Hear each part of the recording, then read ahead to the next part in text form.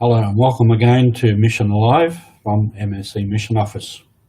I want to talk a little bit this morning about our operations so that people will understand how we work and how the money moves. And some of you, hopefully, are our donors. But before I do that, I had a couple of questions about the plants that are sitting there behind me. I only put them there for show, but the bigger one is called Arrowhead Ivory, or Syngonium padophyllum. Sounds very technical.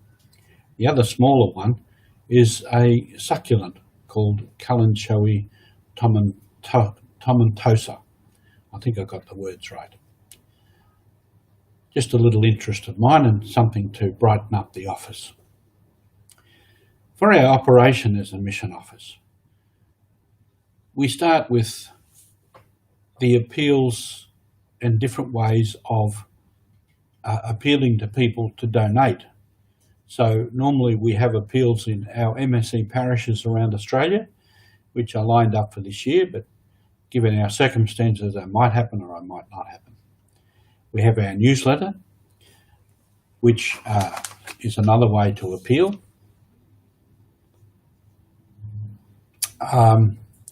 And through that, people can send in donations. And also, there are various ways online, which you can find out about by going onto our website.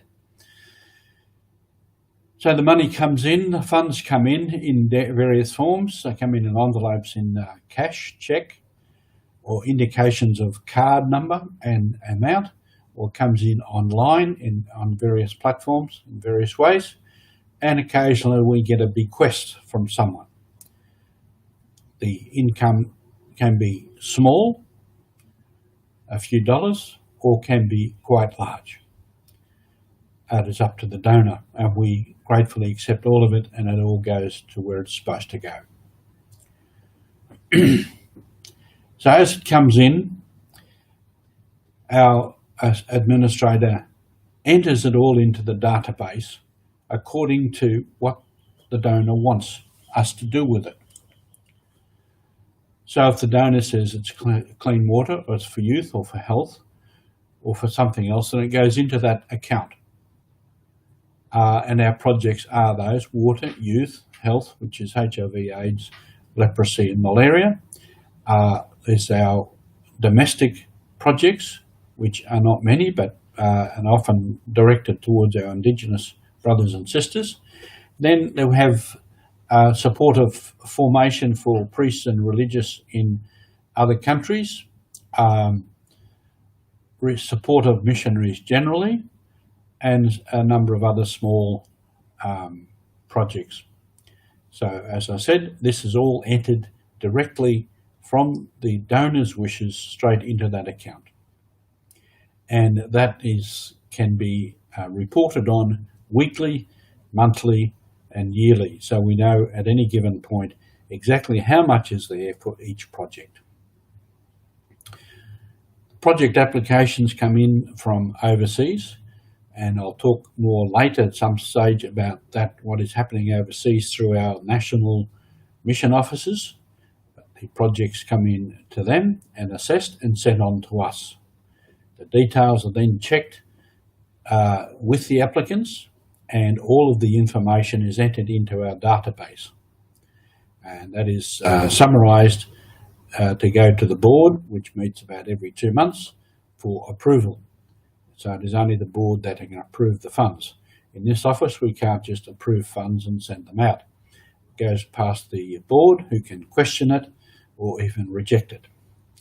But before it goes to the board, then we've done our homework, and we're pretty sure that we're presenting a viable and legitimate project.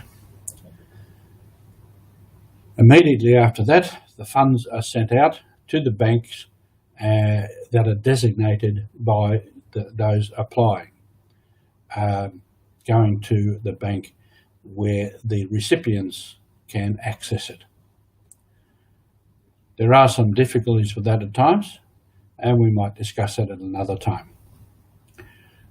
All of these projects have to be entered into the banking system and has to be authorised by 2 of us in the office.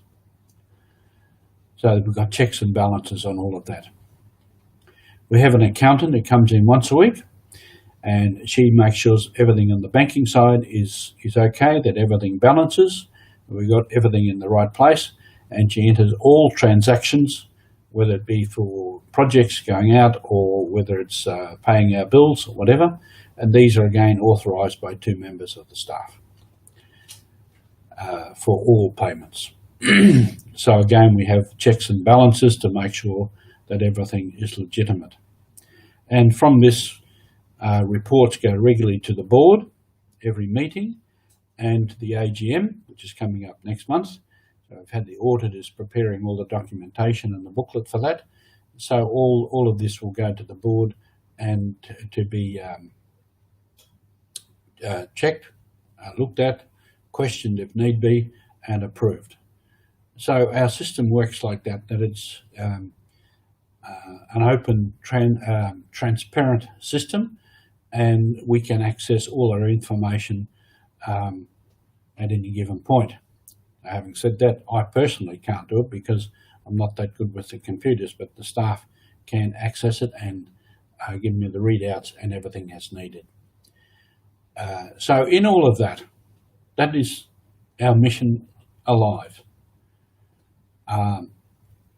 It is a way where people, maybe like yourselves, can give monies to help other people. And that is part of Mission Alive, that we are able to say, well, I'm okay, I can help other people. And even in these hard times, some people have said that. It's hard times, I've got less money than I did, but I can still help people. I want to help people. And then through to our operation here of handling those funds and the projects, that's part of our mission, to get the funds from people like yourselves out to those who need it and give them life through those projects and reporting to those who need to know. And the funds that go out for all those projects certainly do give life to many people, give them a new sense of life and to give them a hand up so that they can stand up and get on with their life in a more meaningful and fulfilling way.